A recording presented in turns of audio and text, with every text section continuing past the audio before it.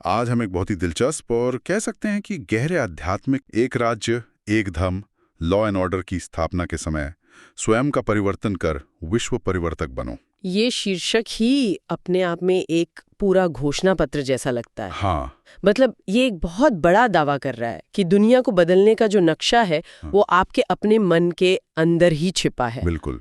और हमारा मकसद भी आज यही है कि इस नक्शे को थोड़ा समझे। हम इस लेख के मूल विचारों की तह तक जाएंगे कि कैसे खुद को बदलना ही एक नई दुनिया बनाने का असल तरीका है। जी। और ये सफर शुरू होता है एक बहुत ही आकर्षक विचार से। इसमें अनुयायियों को राज दुलारे कहा गया है और उन्हें 3 खास सिंहासन या तख्त दिए गए हैं। ये सुनने में किसी कहानी जैसा लगता है। हाँ, बिल्कुल। तो चलिए इसी को समझते हैं।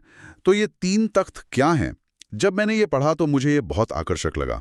मतलब ये सिर्फ कोई लकड़ी या सोने का सिंहासन तो नहीं होगा ना? नहीं नहीं, बिल्कुल नहीं। इसका कोई गहरा व्यावहारिक मतलब होना चाहिए। जरा इसे खोलकर समझाइए। आपने सही पकड़ा। ये पूरी तरह से आध्यात्मिक और प्रतीकात्मक है और हर एक का एक बहुत गहरा प्रैक्टिकल मतलब है। अच्छा। पहला है स्वराज्य अधिकार का भ्रुकुटी का तख्त। भ्रुकुटी का तख्त। हाँ, भ्रुकुटी यानी माथे के बीच का स्थान, जिसे हम चेतना का केंद्र भी मानते हैं। तो ये तख्त असल में अपने मन, बुद्धि और संस्कारों पर राज करने का प्रतीक है। ओके। इसे ऐसे समझिए कि आप अपने आंतरिक जगत के सीईओ हैं। हर फैसला, हर सोच आपके नियंत्रण में है। आप अपनी इंद्रियों के गुलाम नहीं हैं, बल्कि उनके राजा हैं। अच्छा, तो ये सिर्फ आत्मनियंत्रण नहीं है बल्कि एक तरह का एक्टिव शासन है। बिल्कुल। ये तो किसी भी आध्यात्मिक यात्रा का सबसे पहला और शायद सबसे मुश्किल कदम होता है। हाँ, अच्छा। और दूसरा तख्त? दूसरा है बाप दादा का दिल तख्त। ये एक भावनात्मक और रिश्ते का सिंहासन है। ये सिर्फ कंट्रोल की बात नहीं है, बल्कि एक गहरे प्रेम और अपनेपन की बात है। ये परमात्मा के दिल में एक खास जगह पाने का प्रतीक है, जहां आपको उनका प्यार और स्नेह मिलता है। तो ये शक्ति के साथ साथ प्रेम का संतुलन है। एक मिनट, या बाप दादा शब्द का क्या खास मतलब है? शायद हमारे सभी श्रोता इस शब्दावली से परिचित ना हो। जरूर। इस परंपरा में बाप दादा शब्द परमात्मा और उनके पहले व्यक्त माध्यम दोनों के संयुक्त रूप के लिए इस्तेमाल होता है। अच्छा। तो बाप दादा का दिल तख्त का मतलब हुआ उस दिव्य स्रोत के हृदय में सबसे प्रिय स्थान पाना। ये अधिकार से ज्यादा अपनेपन की भावना है। समझ गया। तो पहला तख्त अपनी चेतना पर अधिकार, दूसरा दिव्य प्रेम में स्थान, और तीसरा तो भविष्य की ओर इशारा करता है ना? हाँ। तीसरा है विश्व के राज्य अधिकार का तख्त। ये भविष्य में आने वाले एक आदर्श सुनहरे युग के विश्व राज्य पर शासन करने का वादा है। तो आप देखें, ये तीनों तख्त एक पूरी यात्रा को दर्शाते हैं। वर्तमान में आत्मविजय, परमात्मा के साथ एक गहरा संबंध और भविष्य में एक आदर्श दुनिया की जिम्मेदारी।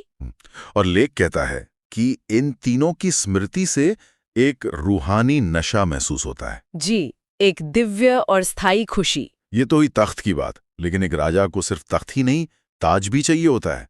लेख में एक डबल ताज का भी जिक्र है। ये आइडिया मुझे और भी दिलचस्प लगा। जी, और ये ताज उन राजदुलारों के चरित्र को परिभाषित करते हैं। पहला है प्योरिटी की रॉयल्टी का ताज। प्योरिटी की रॉयल्टी? हाँ, यानी पवित्रता की महानता का ताज। ये एक आंतरिक गुण है। लेख कहता है कि सच्ची शाही शान शौकत बाहरी दिखावे में नहीं, बल्कि आंतरिक शुद्धता और निर्मलता में है। मन, वचन और कर्म की पवित्रता का ताज। बिल्कुल। ठीक है, तो एक ताज हो गया आंतरिक पवित्रता का, और दूसरा है सेवा की जिम्मेदारी का ताज। ये बहुत महत्वपूर्ण है क्योंकि ये आंतरिक दुनिया को बाहरी दुनिया से जोड़ता है। अच्छा। ये कहता है कि आपको जो पवित्रता की रॉयल्टी मिली है वो सिर्फ आपके अपने लिए नहीं है, उसके साथ एक जिम्मेदारी भी आती है, विश्व की सेवा करने की। यहाँ मुझे एक सवाल पूछना है। एक ताज है आंतरिक पवित्रता का और दूसरा है बाहरी सेवा की जिम्मेदारी का। क्या इनमें कभी टकराव नहीं होता? बहुत अच्छा सवाल है। मतलब इस जटिल और मैली दुनिया की सेवा करते करते अपनी आंतरिक पवित्रता को बेदाग बनाए रखना क्या बहुत मुश्किल नहीं हो सकता? ये बहुत ही व्यवहारिक सवाल है। देखिए, लेख सीधे तौर पर इसका जवाब नहीं देता, लेकिन इसका इशारा यही है कि सच्चा राजदुलारा वही है जो ये संतुलन साध सके। अच्छा। सेवा का मतलब दुनिया की समस्याओं में उलझ जाना नहीं है, बल्कि एक कमल के फूल की तरह कीचड़ में रहते हुए भी उससे ऊपर और निर्लेप रहना है। जिम्मेदारी का ताज पहनकर सेवा तभी सफल होगी जब पवित्रता का ताज भी सिर पर कायम हो। अगर सेवा करते हुए क्रोध, अहंकार या निराशा मन में आ जाए तो मतलब पवित्रता का ताज उतर गया। बिल्कुल, तो आप अब राजा की तरह नहीं बल्कि एक साधारण व्यक्ति की तरह काम कर रहे हैं। तो ये एक तरह का रोज का चेकअप है। ठीक है, तो हमने देखा कि यह दर्शन व्यक्तिगत उपलब्धियों पर, तख्त और ताज पर बहुत जोर देता है। लेकिन मुझे जो बात सबसे ज्यादा चौंकाती है वो ये है कि लेख इन्हें सिर्फ व्यक्तिगत मोक्ष का साधन नहीं मानता। नहीं, वो इन आंतरिक जीतों को सीधे सीधे एक नए संसार के निर्माण से जोड़ता है। ये कनेक्शन कैसे काम करता है? मतलब ये छलांग बहुत बड़ी लगती है। यही इस लेख का सबसे क्रांतिकारी विचार है। कनेक्शन है संस्कार। संस्कार। जी, लेख कहता है कि अनुयायियों के नए संस्कार यानी उनकी गहरी आदतें, उनका मूल स्वभाव ही उस नई दुनिया की नींव के पत्थर हैं। यहाँ दुनिया बदलने के लिए किसी बाहरी राजनीतिक या सामाजिक क्रांति की बात नहीं हो रही, बल्कि हर व्यक्ति के अंदर संस्कारों के परिवर्तन की बात हो रही है। इसका कोई उदाहरण दे सकते हैं? हाँ, इसे ऐसे समझिए, अगर आपको एक महल बनाना है तो आपको मजबूत और एक जैसी ईंटें चाहिए। यहाँ हर व्यक्ति एक ईंट है और उसके बदले हुए दिव्य संस्कार उस ईंट की गुणवत्ता है। जब लाखों ईंटें अपनी गुणवत्ता बदल लेंगी तो महल अपने आप बन जाएगा। वाह! तो इसका मतलब है कि किसी सुनहरे युग का इंतजार नहीं करना है, नहीं, बल्कि उसकी नींव अभी इसी पल अपने अंदर रखनी है। ये एक बहुत बड़ी जिम्मेदारी भी है। सही कहा। और लेख आगे अनुयायियों को खुद को उस भविष्य के संसार की विशेषताओं के आधार पर परखने की चुनौती देता है। ये सिर्फ एक अच्छा महसूस करने वाला विचार नहीं है, बल्कि एक तरह की आत्मजांच की प्रक्रिया है। जी, और यह आत्मजांच दो मुख्य स्तंभों पर आधारित है, जिन्हें लेख एक राज्य और एक धर्म कहता है। यहीं से असली प्रैक्टिकल काम शुरू होता है। चलिए पहली जांच पर आते हैं, एक राज्य। लेख सीधे सीधे एक सवाल पूछता है, क्या आपके जीवन में एक ही राज्य है या कभी-कभी दूसरा राज्य भी आ जाता है?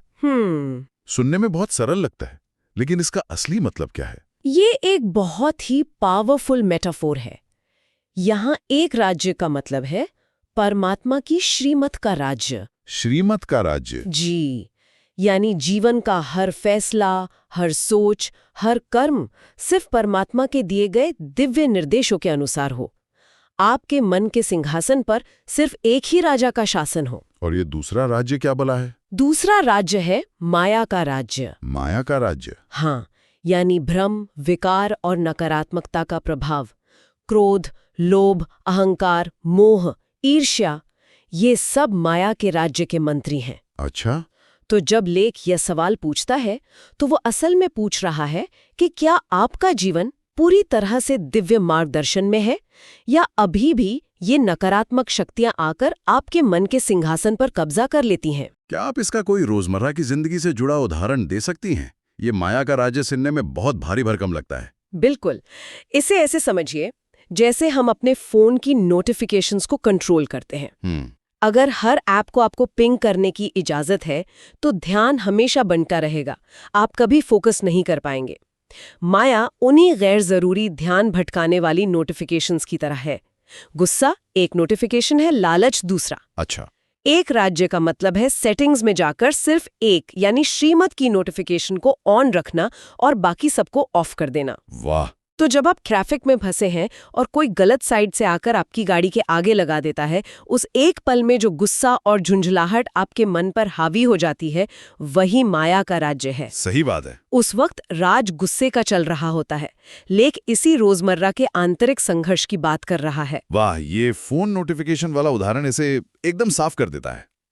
तो सवाल ये है कि मेरे मन का एडमिन पासवर्ड किसके पास है? बिल्कुल। क्या मैं खुद कंट्रोल में हूं या कोई भी आकर मेरे सिस्टम पर राज करने लगता है?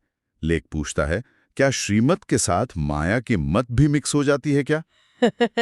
ये मिलावट की बात बहुत महत्वपूर्ण है। जी, बहुत। ये एक ऑल और नथिंग की स्थिति की ओर इशारा कर रहा है। लेख का तर्क है कि अगर अभी भी आपके अंदर दो राज्य चल रहे हैं, तो आप भविष्य के एक राज्य के अधिकारी कैसे बनेंगे? ये पूरी तरह से आंतरिक स्थिरता और वो क्या कहते हैं आत्मसंप्रभुता हासिल करने के बारे में है। ईमानदारी से कहूं तो ये सुनने में बहुत मुश्किल लगता है।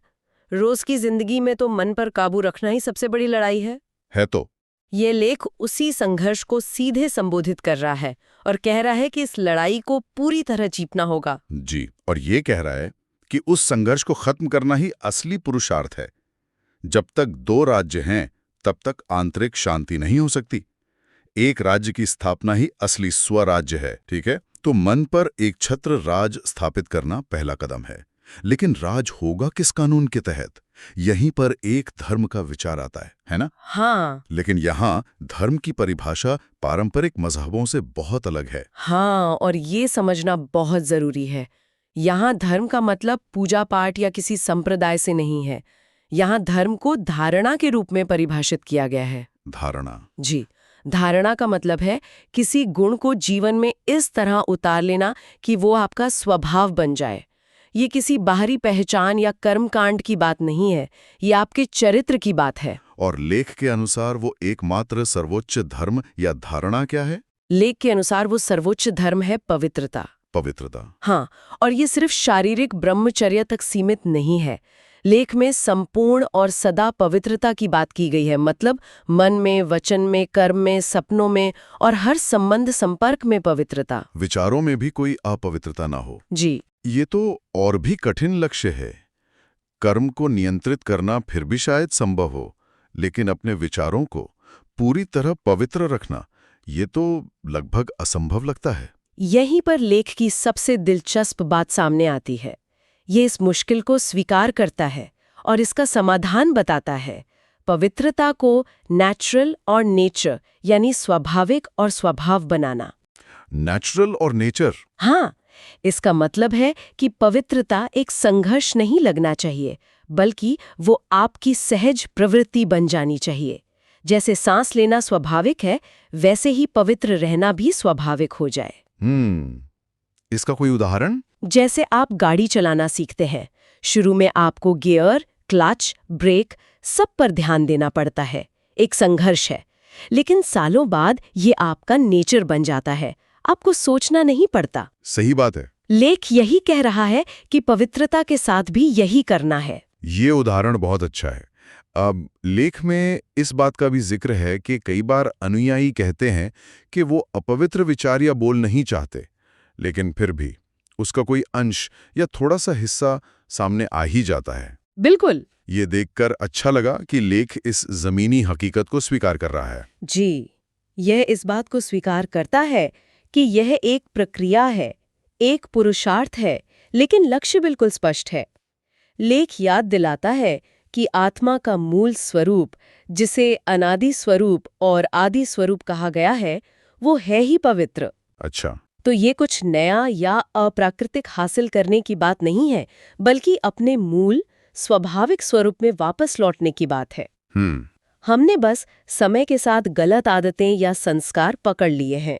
पुरुषार्थ उन गलत आदतों को छोड़कर अपने असली नेचर में टिकने का है। तो अगर हम इन सभी विचारों को एक साथ देखें, 3 तख्त, डबल ताज, एक राज्य, एक धर्म, इन सब का सार क्या निकलता है? इसका सार ये है कि यह लेख आत्म परिवर्तन को विश्व परिवर्तन का एकमात्र और अचूक रास्ता बताता है। यह कहता है कि बाहर की दुनिया में लॉ एंड ऑर्डर स्थापित करने से पहले अपने अंदर लॉ एंड ऑर्डर स्थापित करो। अपने अंदर पवित्रता और दिव्य निर्देशों का एक अखंड राज्य स्थापित करो। तो ये एक तरह से मैक्रो को माइक्रो से जोड़ रहा है। एक नई दुनिया का विशाल सपना एक व्यक्ति के मन के अंदर चल रहे छोटे से छोटे संघर्ष से जुड़ा हुआ है। बिल्कुल। ये बहुत शक्तिशाली विचार है। बहुत।